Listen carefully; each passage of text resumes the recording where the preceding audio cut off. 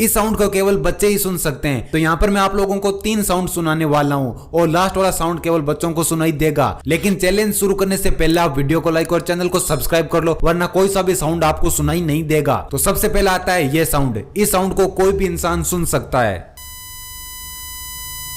अब आता है ये साउंड। इस साउंड को केवल वही लोग सुन सकते हैं जिनके कान काफी अच्छे से काम करते हो। और अब आता है ये साउंड। इस साउंड को केवल और केवल बच्चे ही सुन सकते हैं।